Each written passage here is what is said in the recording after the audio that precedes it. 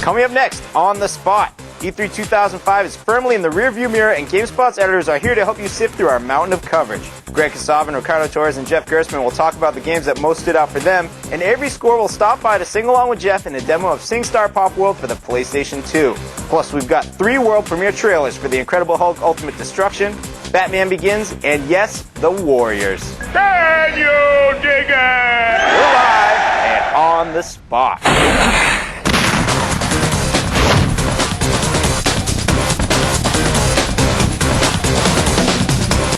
Can you dig it? Here we are, on the spot. Welcome back, everyone. E3 is over. Hello, I'm your host, Rich Cal. On the spot's in the house. Joining us today, Greg. How's it going, Greg? Pretty good. As always, Ryan McDonald. What's up, buddy? Jeff Gerstmann. Yo. You guys fully detoxed. You guys back. You relaxed now? It's going to be another 6 to 8 hours before I feel okay. Hours? Yeah. Getting there. Getting there. For those of you who weren't joining us last week, E3 2005 just happened. GameSpot had a whole bunch of coverage. Greg, how much coverage do we have of the show?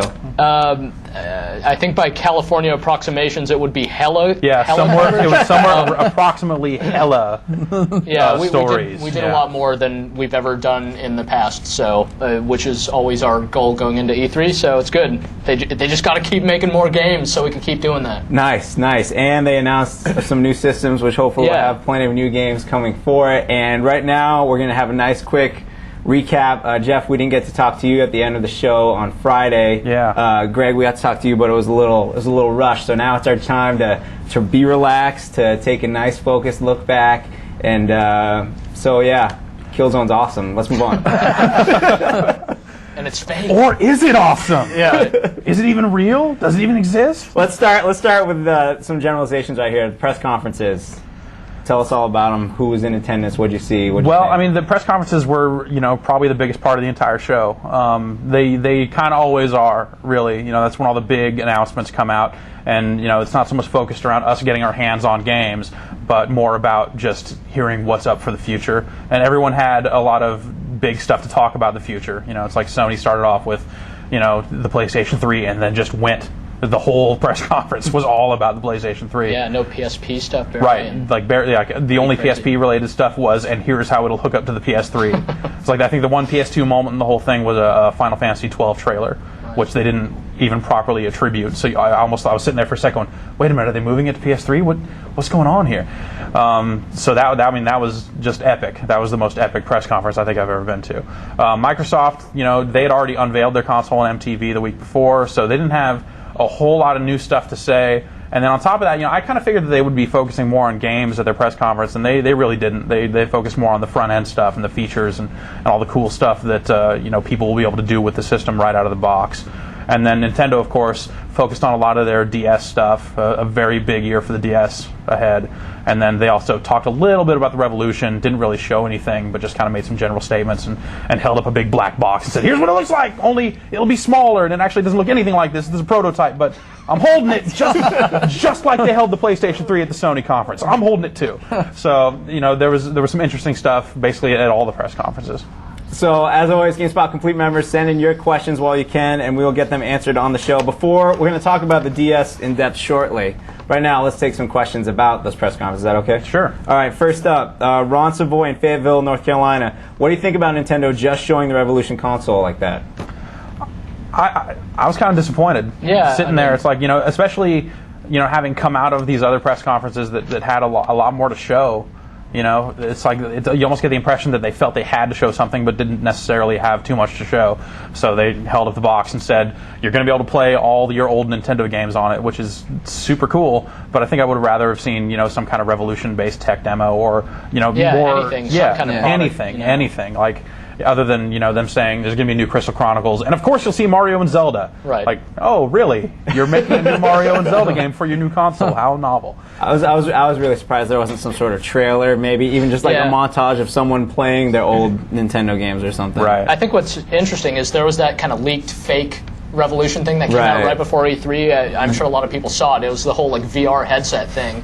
Turned out to be a hoax, but I think that got people, really excited for what hopefully they would kind of bring to bear. And so when they didn't have any games to show, kind of took some wind out of people's sails. But then then Nintendo proceeded to have so many cool playable games at the show. Zelda was, easily one of the biggest games of the show, and then the DS had a great lineup, so they followed suit once the show finally started.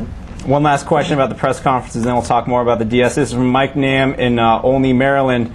I noticed how the Microsoft press conference had people sitting in front of the projection screen. Were these people part of the press, or were they an audience that was paid by Microsoft to cheer for the 360, kind of like WCW? I think it's the latter. Yes.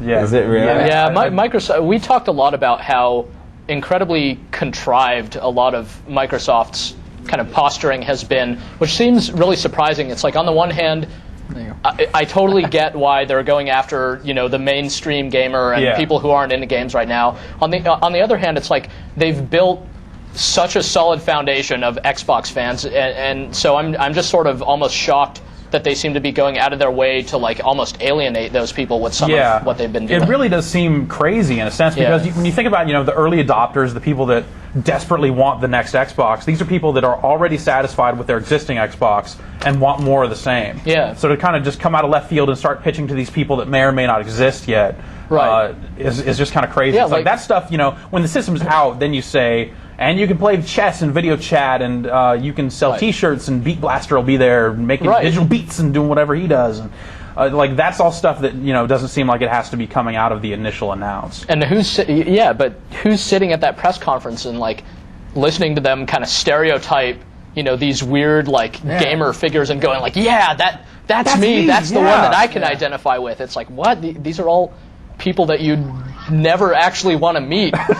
So it's just, I don't know. For me, that really kind of made me feel crazy. So. Now, Ryan, what do you have in your hands right now? What is that? This is the crazy faceplate. You heard it at the press conference. Hands on with the 360 right there. Hands on. Everybody get your hands on the 360. So this is what they gave out. It's the limited edition E3 2005 little faceplate. Show the back of it. Yeah, it's kind of janky back there. It's just like plastic, and it's got springs so that the doors, when you push on the doors, they open and shut like you'd expect. But Roger actually kind of broke part of it earlier. He already fixed it. He fixed it to his credit. He fixed it earlier. So. But that just goes to show how sturdy those are. Are they going to create carrying cases for your faceplates?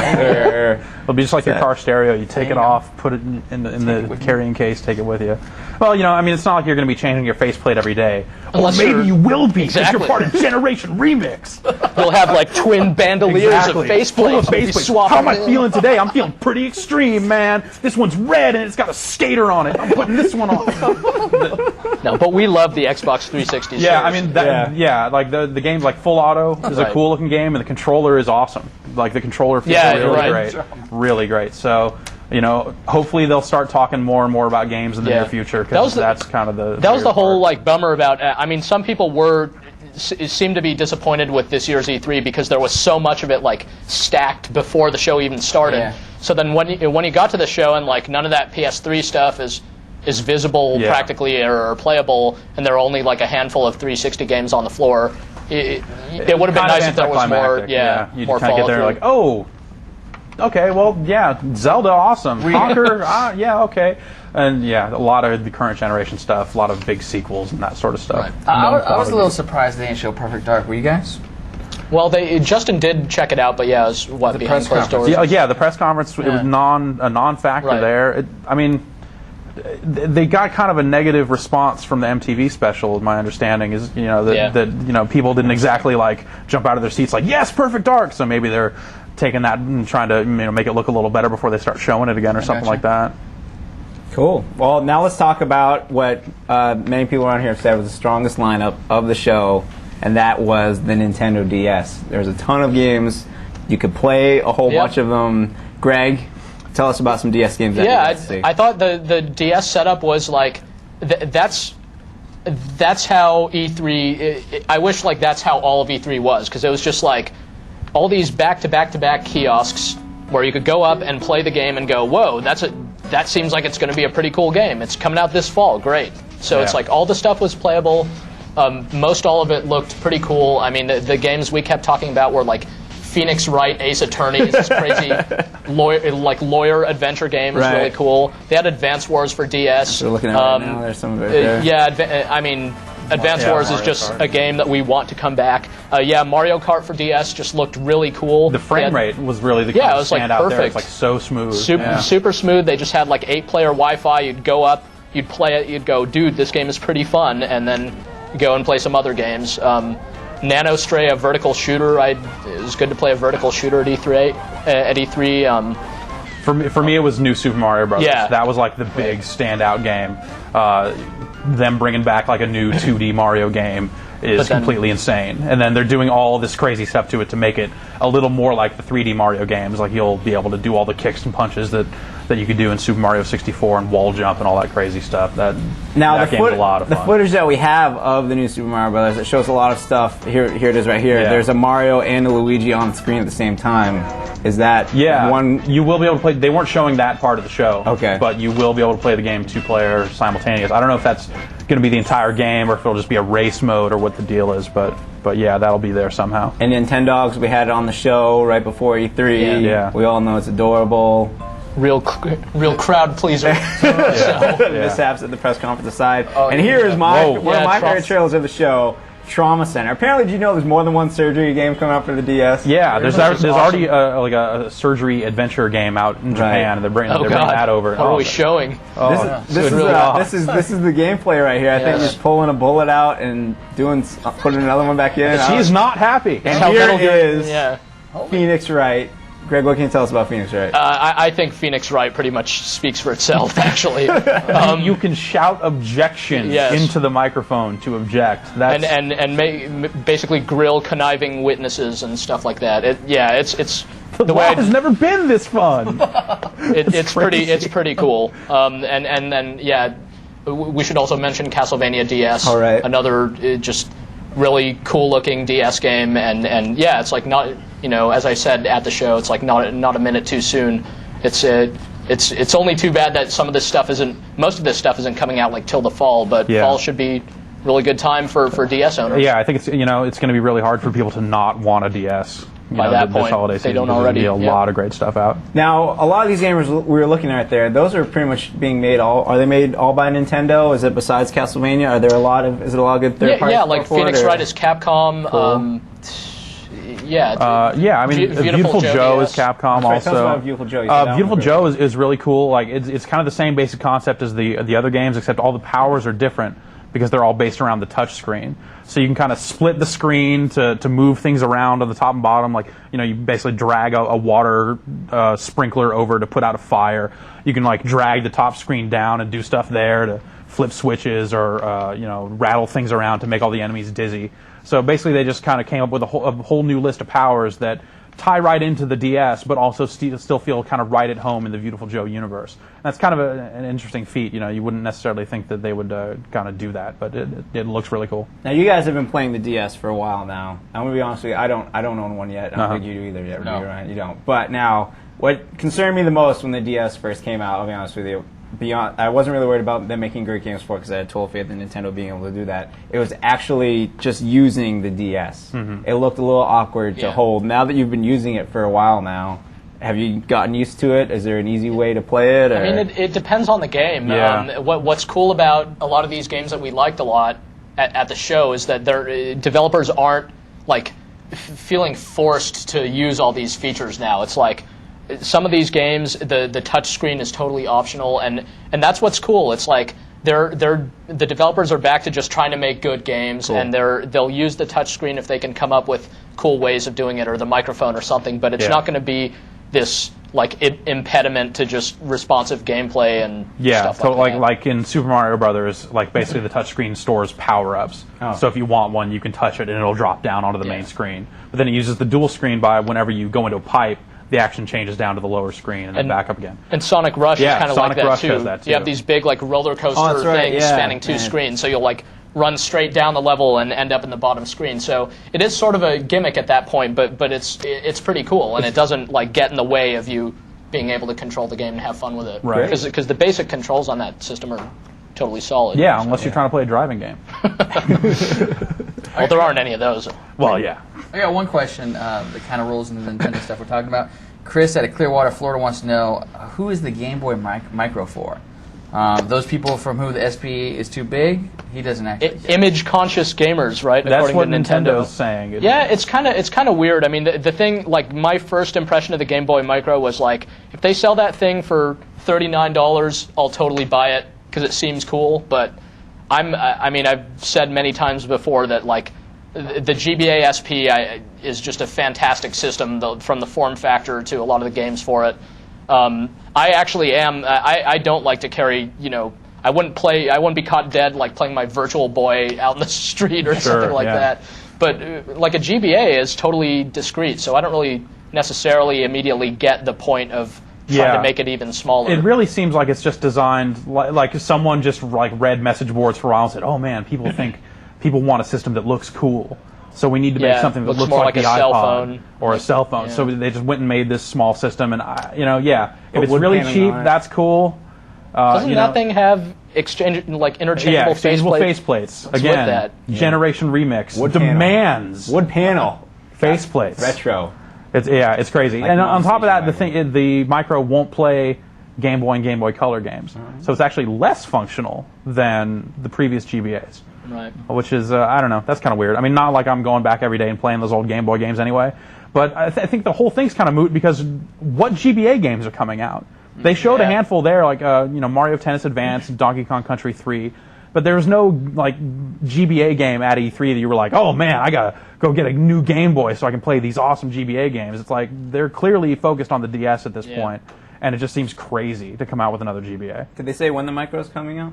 Fall, I think. Fall. Yeah, Everything just fall. like Fire everything Emblem else. just came out. Gotta Yeah. get back to my desk and wrap that sucker up. Well, that sounds It's good. that sounds like a great transition for us. Actually, Greg, we'll let you get back to work. Thanks for stopping Yeah, by. thank you. Jeff, you don't get to go anywhere. You do us for the rest of the show. All right, sorry. I'll hang out. I'll hang out, man. Greg, parting comments before we watch it. The Killzone 2 trailer. The kids everyone's been talking about it. What's the story?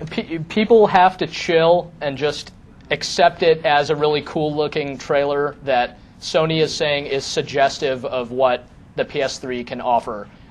All the debates about, like, is it gameplay, is it not? It's like, dude, it's not gameplay. Or it doesn't seem like it is. Yeah. No one should assume that it is. No one is saying that it is. The thing that Sony has gone on record as saying is that it is being rendered in real time, so it's not just a fancy pre-rendered cutscene like some CGI thing. That is apparently representative of the PS3's processing power, according to Sony. Personally, I'll take that at face value. Sure, yeah. And we'll just have to wait and see. But again, the bottom line for me is, at E3, I saw that trailer and went, whoa, that's a really cool trailer. And that's enough for me. It doesn't matter, how that game finally ends up. What matters is that was exciting at the time. Yeah. It's crazy to think that, like, post E3, the thing that everyone's excited about is a Killzone trailer. Exactly. Like, after Killzone 1 kind of just, like, came out and was just like, oh, well, Nice try. Killzone. Yeah. Dudes with the glowing Those eyes. guys, it's like the art design was really cool, but the game couldn't pack it up. It just- and hope, if they can pull that together and actually make that game look like that, Yeah. And Cool. yeah, look at it this way. It's like they have set the stakes so insanely high for themselves that, like, the thing I've kept saying is, even if they don't manage to deliver that themselves, like, other game developers have seen that now, and Yeah. you know that, those guys at, like, Epic or wherever, just all the talented game designers out there have seen that and said, okay, all right, and they're going to go for that now. Yeah. So someone's going to do it kind sooner of or a later. self-fulfilling prophecy. Yeah, I exactly. guess. Yeah, And that's really, again, that's really exciting. So, totally. but let's Yeah, see it's- it let's see it. for the umpteenth time. All right, sweet. Thanks for coming by, Greg. And without any further ado, check it out, the Killzone 2 trailer.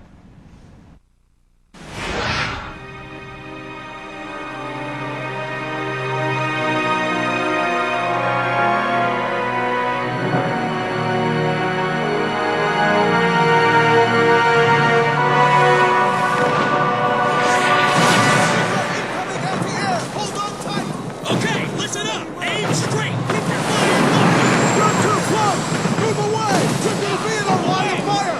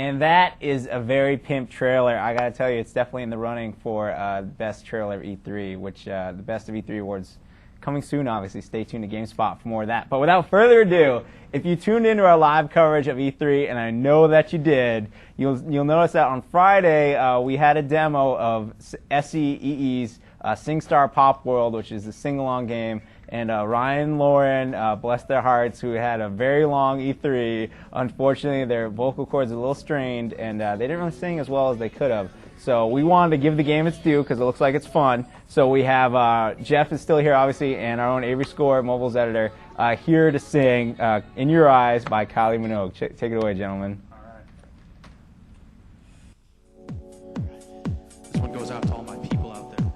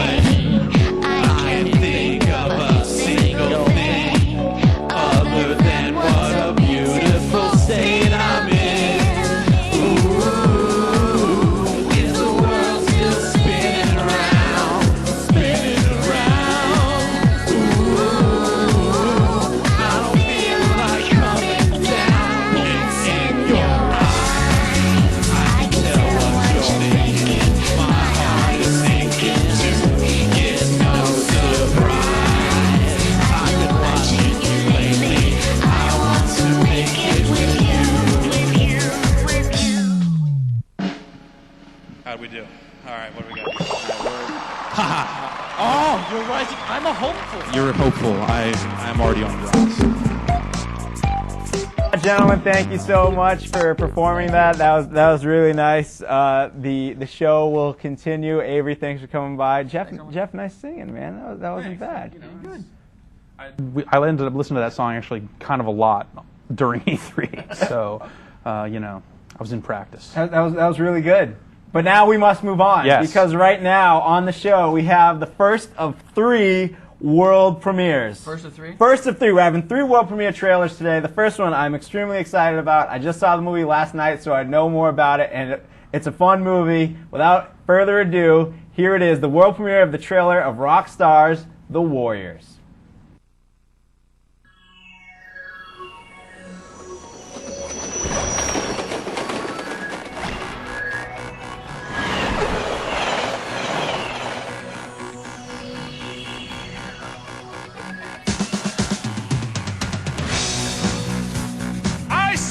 Future is ours!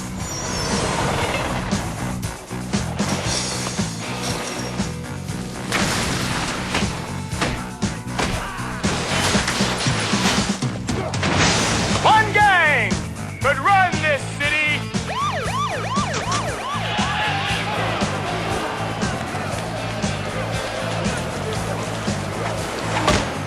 We got the streets, suckers!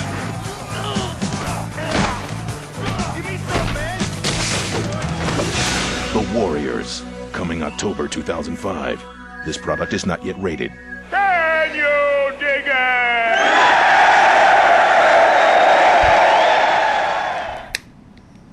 Can you dig it? I'm going to be saying that forever now. Yeah. I'm going to be honest with you. As I just said, I've never seen that movie before. Came out in That's crazy. 1979. How could you not have seen The I'm Warriors? a film major who appreciates a good movie. Yeah. Jeff, for people that don't know, what is the movie The Warriors about? The Warriors is about a gang called the Warriors, and basically they represent Coney Island. They get called out to another part of the city where this guy Cyrus, who you saw in the trailer, is kind of trying to call all the New York gangs together and saying, if we unify, we can take over this whole city.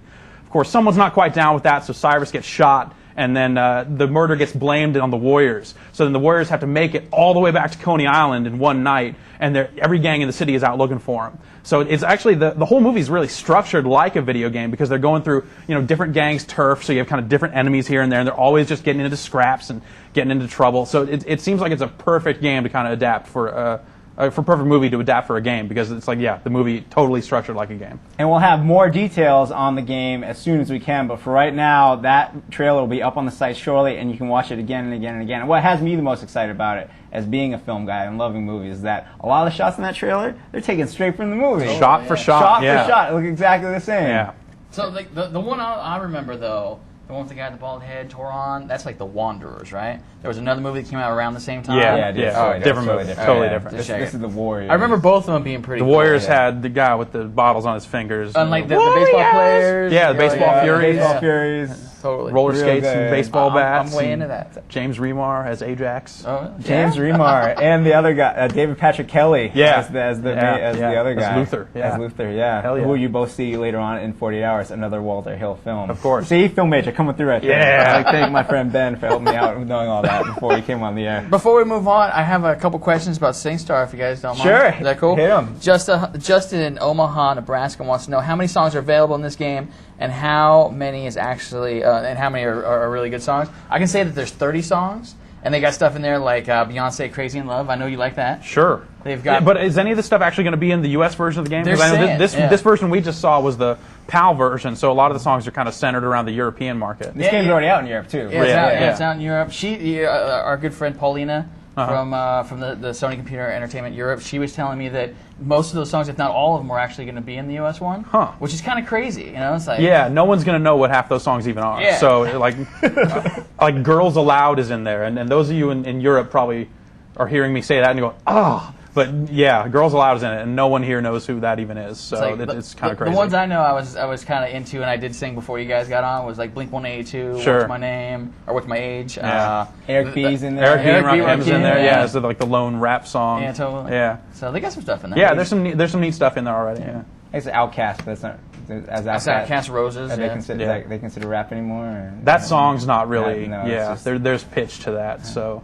Do you have any other questions about the game, Ryan? No. All right, let's welcome Ricardo to Erica. What's going on, buddy? Welcome to the show. We also unfortunately missed you, and we missed Jeff at the end of E3 on Friday, but now we have you here, and we want to hear what you thought about E3 in general. What games did you see that impressed you? What do you want to know more about? What can't you wait to play more of, etc.? Well, I think a lot of the 360 stuff was really neat. We hope to see it running better, and we hope to that a lot of the PS3 stuff that we saw was actually a game and playable. Yeah, if that stuff turned out to be actual games, that'd be bananas. It's totally kind of. bananas. I keep on saying it, I know, but I think I'm okay because I'm a Fight Night guy. And that was real looked time. real, So yeah. yeah. You saw him move the camera around and everything. Yeah, Kudo So- getting up there doing his thing at the press conference. Yeah. Although it was with the PlayStation 2 controller. Do you notice that? Those boomerangs are wireless. They haven't figured out how to make that work yet. It does look like the exact same buttons and everything. So Yeah, it's- Kudo, though, you remember him from being here on this very show. Yeah. All of our guests moving on to bigger and better things. It's true. Good for him. Star makers here on the Exactly. spot. Another game, Ricardo, that you liked was Okami. Okami. Tell us all about Okami. Okami is the newest game from Clover Studios. We know them from the Beautiful Joe games. And this one's been in the works for a while. We actually saw it, Yeah. a while ago. Quite a while ago. Yeah. When Ryan and I went to Japan to do, what was it, like Vampire? It was Vampire Chronicles. And We got an early peek at it, and it seemed really dope. We just didn't know what it was. Yeah, you could tell by the art style and Yeah. how much those guys were excited about when they talked about it. And up until that point, we hadn't really known much about the whole drawing part of it. And when we went to the press conference, that was the first time they kind of showed off this new drawing mechanic about how basically you're this wolf that needs to learn these brush techniques to sort of free the world. and the wolf is actually kind of like a god. The whole game's kind of based on old myth, and it's actually, with obviously some nods made to gameplay, it's very true to the myth, and the whole game just looks incredible because, it's not pushing a ton of polygons or anything, but I mean, it looks like moving watercolor, and That sounds beautiful. yeah, it's gorgeous. And So then, with this drawing mechanic right here, you have to imagine that at some point the game will end up on the DS. It's like it seems like it was just tailor-made for it. yeah, I mean, the fact that they got Beautiful Joe on the DS and it looks so good, Yeah. you never know. Or like Mini Okami, I don't know. Or Yeah, or some kind of Okami minigame sequel or something like that. You have to draw a bunch of bridges.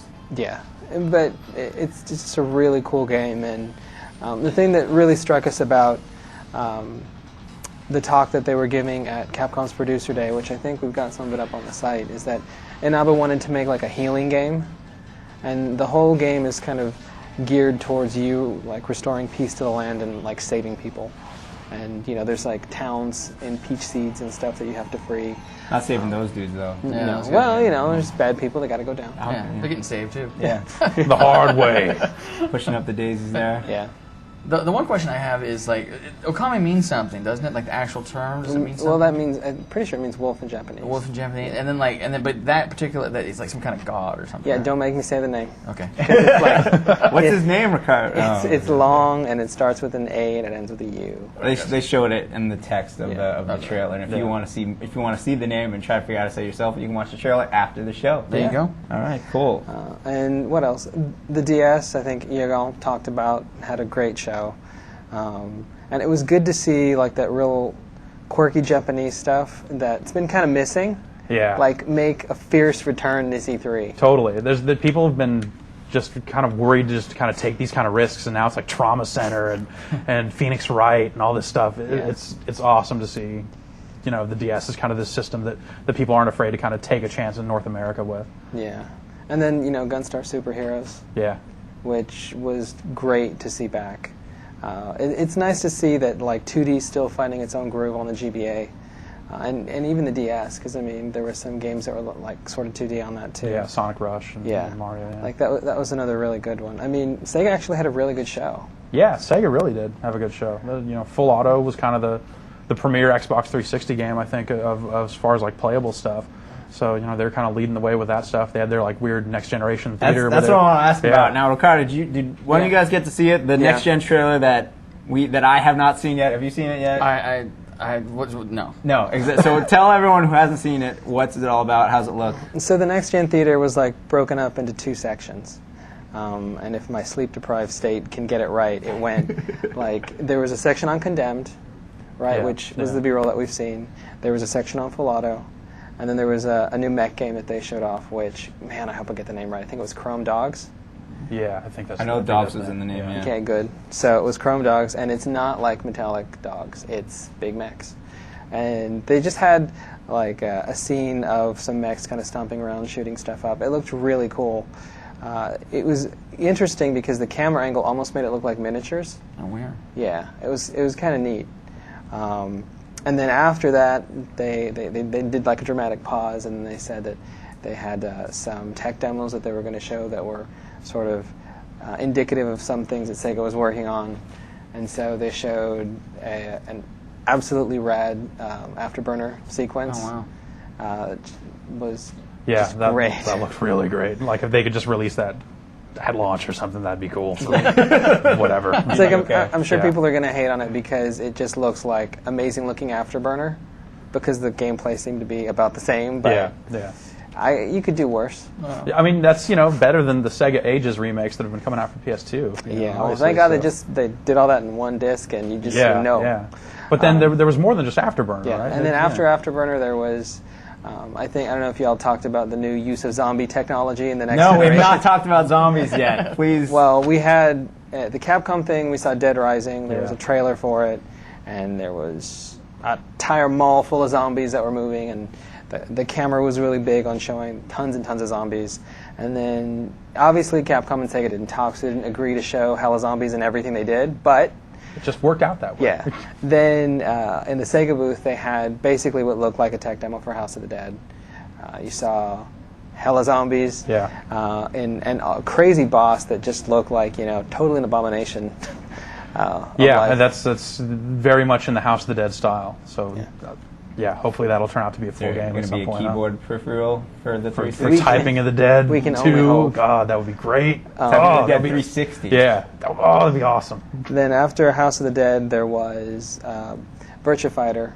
We're not going to say 5, we're just going to say the next generation of Virtua Fighter to be safe. Sure. And they showed Akira and Sarah doing a bunch of different katas on a couple different backgrounds, which was nice. That was probably that was the most impressive part of the whole thing. Like, if they can put that out and have it be online, that would be the next generation for me at that point, I think. And then they wrapped up with kind of an extended sequence of basically Sonic the Hedgehog, kind of showing him doing his thing, running around, fighting some enemies. They actually had a segment in the presentation where the dude held up real dramatically like a controller, and you could see that he was doing stuff with the camera and throwing, those bubbles of rings out there, and everything was falling around. Wait a minute, what controller did he hold up? Depending on who you talked to, because it was dark, it was either kind of a PS2 looking controller, but it kind of looked like one of those USB Saturn controllers. Huh. All right. So there's no indication as to what system that stuff's even running on then. No. But if it was the I'll throw in my speculation. If it was that controller that you just mentioned, that would more than likely be one of the Mac toolkits for the Xbox 360, wouldn't it? Yeah, I mean, all the dev kits have USB ports on them, so it's kind of it doesn't matter. Yeah. If it was a PlayStation controller, then I think that is kind of a dead giveaway. Yeah. But if we don't know, we don't know. So and Sega wouldn't comment because obviously you got to make nice with everybody. All right. For right now, anyway. So if you're listening, Sega, and you're looking for a place to show those trailers, we love world premiere movies on the show. Speaking of which, should we show our second trailer? Our next world premiere? Our next world premiere trailer. Let's do it. The next world premiere trailer is for Incredible Hulk Ultimate Destruction. Check it out. This game is not yet rated.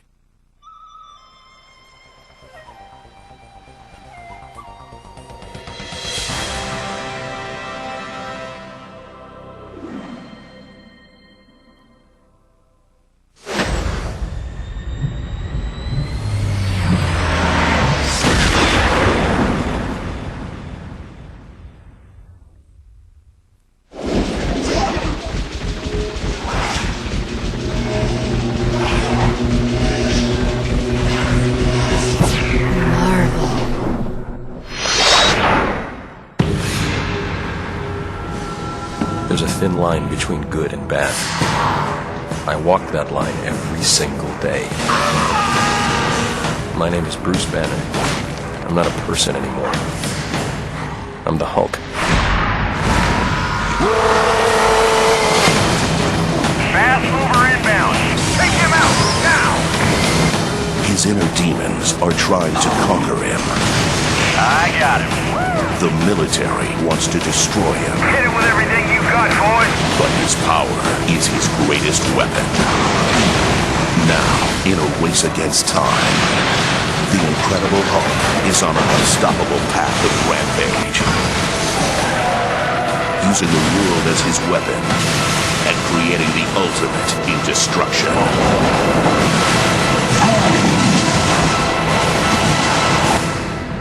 The Incredible Hulk. This August, experience the freedom to lose control.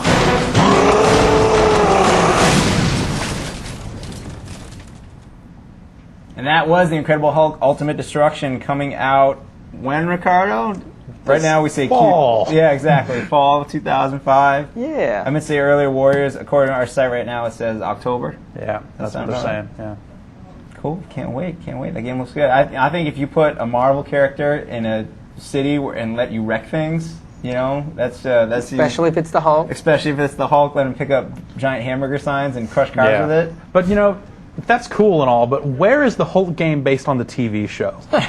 Where is my Bill Bixby looking David Banner running around, helping people out, moving from town to town, doing business?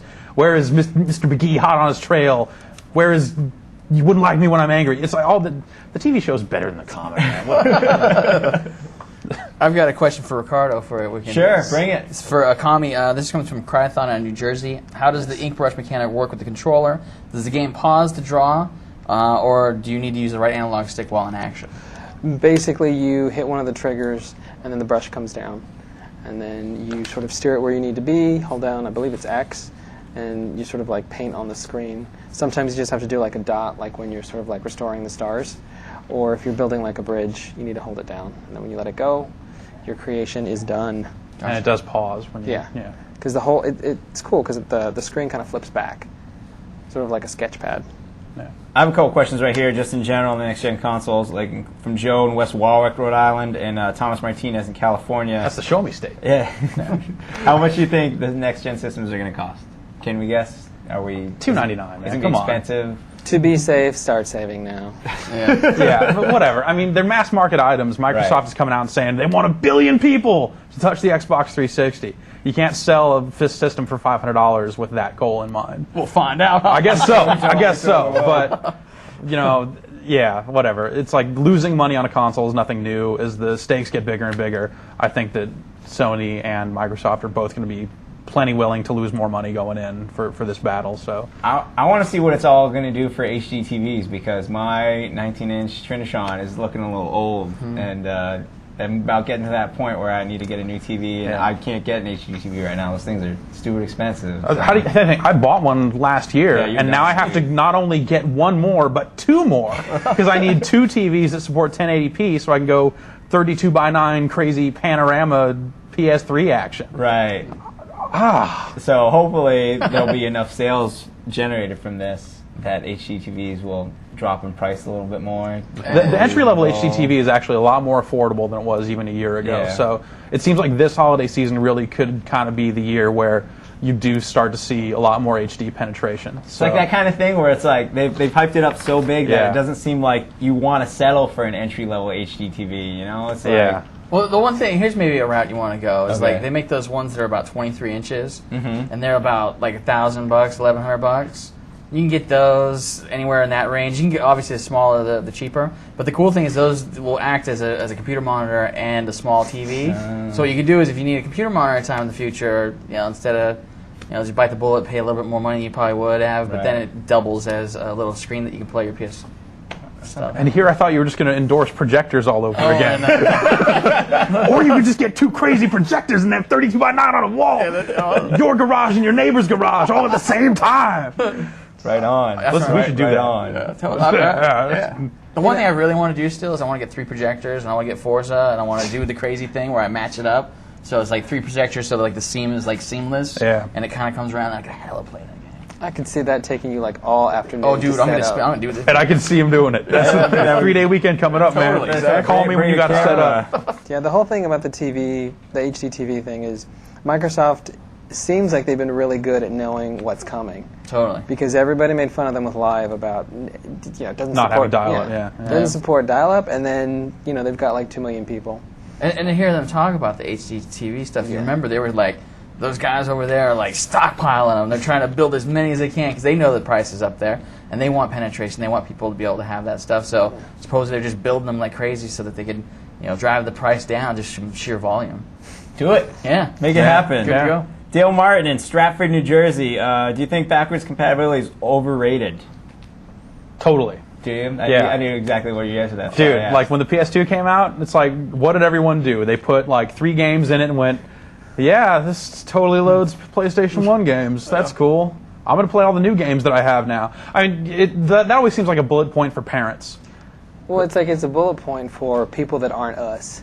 Because for us, it doesn't matter. We're gonna get everything. The only thing that backwards compatibility helps, at least for like our level of gamer, is basically you don't have to make the Sophie's choice about who's getting unplugged permanently from the TV. I bought one of those HD system selectors. I can hook 9 things up at once now. It doesn't matter. But yeah, I just think that for the masses, it looks good for like a mom to know that that like nothing's all the going to go to games waste. they've been buying for 4 years are still useful. All that He's stuff. probably never going to play them, but it looks good. Yeah. I just bought my Xbox like 4 months ago, I wish I'd maybe known some things a little sooner, where I might Sorry, have been a little we more couldn't inclined tell by you. the 360 now. But yeah, it's fine. It's fine. Where's that other question I had? John Latorra, who may have won the award for most questions asked during the E3 live broadcast, except for maybe that dude in Sweden. He wants to know, where can we get some of those cool shirts with the GameSpot scores on them? We're looking into it. The answer is that we're looking into it. We'll see what happens, and hopefully we'll have some more news on that front in the future. Cool. And here's another question for you. This is from Jim Govani in Boston. Could you discuss, please, Guitar Hero? Guitar Hero, yeah. So that was like my own little personal big surprise of the show, because I went and I interviewed the two producers for the two new DDR games coming out, and I kind of asked them, it's like, well, you guys are, Konami's bringing out Beatmania like 7 years after the fact. It's like, is Guitar Freaks going to happen at some point? And it's like, normally you ask a company something like that, and they'll say like, well, we're looking into it. These guys, both of them, straight, no, Guitar Freak, no. And then, like, the very next day, I venture down to Kensha Hall, and what do I see but Guitar Freaks, basically, only done by the guys at Harmonix, who did, Amplitude and Frequency. And basically, yeah, Guitar Hero is like Guitar Freaks. So you have to have a little guitar controller, only instead of having 3 buttons like Guitar Freaks, this one has 5. Which makes it ridiculously difficult. I had totally lost immediately. Had to play it on easy the whole time just to stand a chance. But yeah, they're putting a bunch of licensed music in there. It's sound-alikes, but good sound-alikes, not bad sound-alikes so far. So it's like Boston is in there, ZZ Top, the Donnas, all Jimi. Jimi Hendrix is in there. So, and the guitar controller, they're not finalized yet, but it has a whammy bar on it. It'll have some kind of mercury switch in it, so you'll be able to like hold it out and just have it change the pitch or tone of the note a little bit for reverb and stuff like that. So it really seems like those guys are really kind of taking Guitar Freaks to kind of this next level. It'll be exciting to see where that goes. But yeah, as a fan of Guitar Freaks, pumped about that game. And if you want to get more pumped, you can be back on this very set in just a couple weeks when Guitar Hero will be here. Really? It will be here. I will be here too. Then. I'll let you and Ryan Davis come out, and you guys can just jam on that. We will the whole wail. Show. Yeah. It'll be great. So stay tuned for that. But right now, we have our third of 3 world premiere trailers. And this one goes along with a movie coming up that I know a bunch of people around here are excited. So this is a trailer for Batman Begins. Check it out. Challenge everything.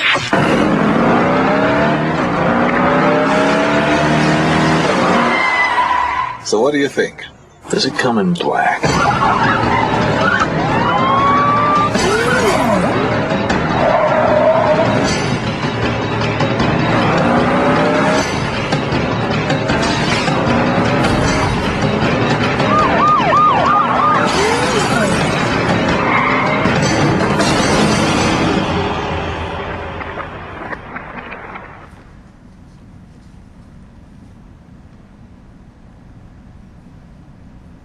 That car looks real mean. Yeah, it does. It looks real mean. Did you see it when at E3? Yeah, they had it there. The crazy thing about the driving sequences of Batman Begins is they're kind of like Burnout. Oh, the whole goal of them is to knock people into the walls, and when you do, it actually calls it a takedown, which is insane. That's awesome. Yeah. So and then on top of that is this other crazy stealth game, but like all the driving stuff is all That just real means crazy. it's better. Yeah. You throw in the Fight Night mechanic. Yeah, exactly. in there, It's like I'm good. have a super EA game all in one. Crazy. That game looks like it'd be fun to play. Movie? Maybe? Everyone excited about the movie? What do you think? I'm a comic book person, so yes. So yes, even though the last couple Batman movies, Especially because the last couple Batman movies sucked. There's only one way to go, and that's up. I wasn't going to say they sucked. I just left it there. I said especially the last Batman was. I was going to let you. The Tim Burton stuff was fine. Yeah, you did a good job. After Tim Burton, no. All right, cool. Should we hit the final wrap up? Take Yes, some sir. final questions here. Do you got some, Ryan? Do you want me to shoot some out there? I've got a bunch of them, but they're all crazy. Like, people want to know about which HD TV they should buy. I don't know yet. A good one. Is CNET? One that has 1080p support. Is GameSpot hardware going to start covering GameSpot hardware, I TVs think too? so, or- yeah. The important thing about the whole HDTV what to buy, and this is really important, don't panic, wait. There you go. Yeah. Because things are going to get cheaper, better TVs are going to come out, and you don't want to be like Rich and have like bought an Xbox and then there's something else coming out real soon. You don't want to have a TV and then all of a sudden find out that something uber tricked out is coming out like a week after. Just hold on, be calm, wait till the system comes out, and then make your decision. Yeah, read up on resolutions and like DVMI ports and The CNET site's got a bunch of great stuff on it. Yeah, because 1080p isn't even like an official worldwide standard yet. It's like there are a few sets in Japan that support it, but I don't think there's anything out in the U.S. that does it. Or it's like everybody said 1080i, and then Sony was like, no, check this out. You're like, oh man. And it's not like these systems won't work on a regular TV, correct? Right. They just won't look as good as they could. Yeah. Although, and it's funny because like the whole, I think I was talking to you before the show. It's like before, my games looked real good on my TV at home. It looked real nice. And then after coming back from E3, it was like a lot of that stuff looked really nice on the HD TVs. But the problem is, all of it was next gen stuff. So now, when I got home and I plugged in my new little monitor, it's like all that stuff that I got now doesn't look as good on that TV. You need to get like a VGA box for your Xbox. It helps. Yeah, do something. Let's take some more questions, and we'll get out of here. Okay. Ricardo, everyone knows that Ico was the perfect example of a sleeper hit. What do you think about Shadow of Colossus? Well, I think if you liked Ico, you're going to be you're going to be real happy. I'm curious. I think Shadow of the Colossus has a lot going for it. It's not going to be this huge epic thing that's going to be 40 hours. It's going to be, like 8 or something. Yeah, it's going to be 8 to 12, maybe a little bit more if you start to like play around with it and explore. Is there any hand holding in the game? There's not. I am no longer interested in that game. It's a valid question. The colossi are too big, and you cannot hold their hands, and your horse actually doesn't actually have any. So then, sorry. Let's throw out some game titles right here while we're wrapping up.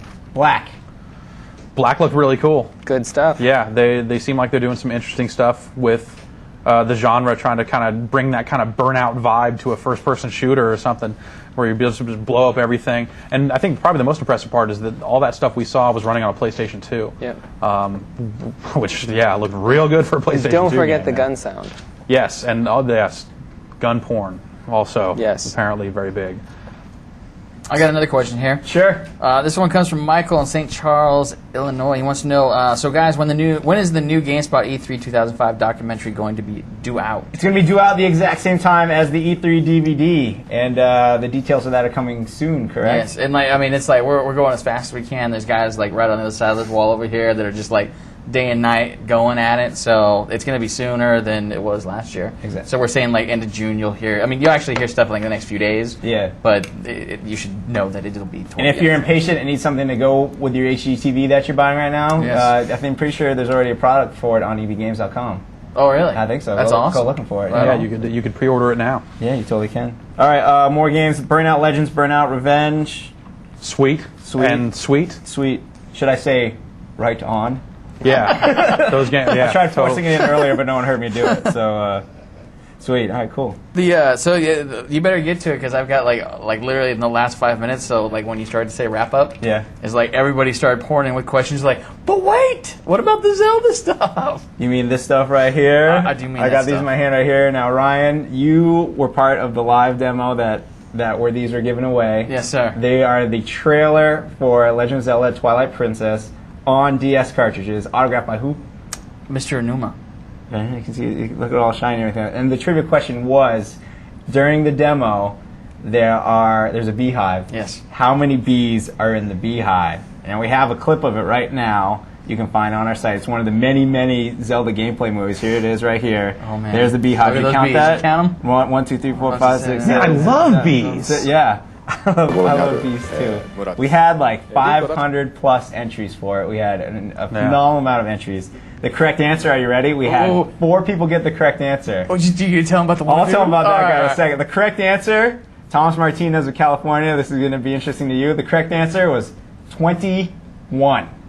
21. And why I single out our man Thomas is because he entered 20 times. Yes. He guessed 1. He guessed 2. He guessed 3. He guessed 4. He guessed 5. He guessed 6. He guessed 7. He guessed all the way up to 20. And then stop. Why? And if he had gotten one more, he was so quick at this, he would have won. He would have been the next guy. Huh? He would have been the next guy. But the 2 people that won it were my man Chad Barth of Nebraska. You can't do that on television. Yeah. And Edmund King of the UK. Congratulations to the 2 of you. Now, the other 2 people who got it right but a little late, I don't have your names right now, but our man Ricardo has arranged for some nice second place prizes for you, which we'll announce next week on the show. So congratulations to everyone. Thanks to everyone who wrote in. We know it's difficult. And while Ryan gets ready for our other prize we're giving away this week, I'm going to announce we gave away some of E3 DVDs the show before last. I'm sorry. All right, we gave away 12. All right, fine, Ryan, give those away. We're going to give 4 of these away. They're mouse pads. If you're into the Dead or Alive. And hey, who isn't? Yeah, totally. Those are weird. What's the trivia question? The trivia question is, what are the minimum PC requirements to play the DOA 4 trailer as recommended by Tecmo that is currently available on our site? Yeah, the first 4 people to get that right with their full mailing address and the form at the bottom of this page, you won yourself a mouse pad. I do believe they're called. All right, so the DVDs that I'm keeping this one. The DVDs that we gave away, E3 2004 DVDs, we gave away 12 of them. 12. We're clearing out stock. Oh, yeah. People will be excited. Everything So, must go. the question was, what won GameSpot's best puzzle rhythm game of E3 last year? And the answer was? Odama. Yes, Youth Siders Odama, which we saw at the show again. And now they've added voice support. Yeah, you order the it's troops crazy. around with voice, which is crazy. It's got that Mario Party microphone thing going now. We've actually got kind of a crazy interview for that going up soon, too. Nice. Can't wait. It might actually be up already. Maybe. Oh, yeah, okay. It's right. going to be coming. All right, sweet. It's coming soon. The winners are, though, we had a great contingent all over the world. The international contingent, we gave away 4 people who got the question right fastest. Roque Nito of Brazil, Alan Clark of Scotland, Daniel Stark of Sweden. He was the other guy who was in the running for most questions asked during E3. Thanks, Daniel. Kent Carlson of Sweden, Daniel Pepe of Connecticut, back here in the States, Bob Claflin of Arizona, Stephen Clausen of Utah, Greg Velasco of Illinois, and then we had a quartet of people from California, Ryan Chartrand, Sam Fogelman, Bassam Islam, and Paul Herman, all from California. Congratulations to all 12 of you. You just won yourselves E3 2004 DVDs, which we'll send out shortly. Also, if you've won games recently on the show within the last couple months, we're still waiting for some prizes to come in. Once they do come in, though, we will be sending them to you as quickly as possible. So if you haven't received your prize yet, we appreciate your patience. And if you've moved or something, hit me up with an email or private message over our community with your new address, and we'll get it to you as quickly as we can. The thing they were trying to tell me about the Ute was that we have actually another one coming today, but there's also one up there now that is with the man himself. With Ute himself. Yes, With Ute Saito, wow. Ute Saito is telling His me. Odama. And Kurt Feldman of GameSpot News. Yeah. It's a fun interview.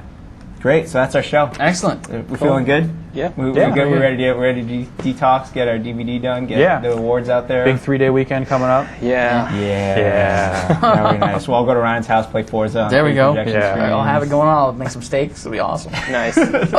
Great. So once again, everyone, thanks for writing in. Thanks for watching. I'd like to thank everyone who participated in our live coverage of E3 2005. It was a great, fun time for all of us. We appreciate all of you tuning in for so long. Everyone who clicked on the movies, the press conferences, read the thousands of stories, clicked through the screenshots. It's nice to see the positive feedback we get because it makes it all worth it. You know, Totally. it makes And it it's fun. it's going to be hard to top for next year, but we've already planning it. We already got plans in the works for next year. So next year, even bigger, even better. Awesome. Can't wait. Actually, I can wait. So we'd like to thank you all for tuning in, for our crew, and for Ricardo, Jeff, Greg, and of course Avery and Ryan. Thanks again, and we'll see you next week right here on The Spot.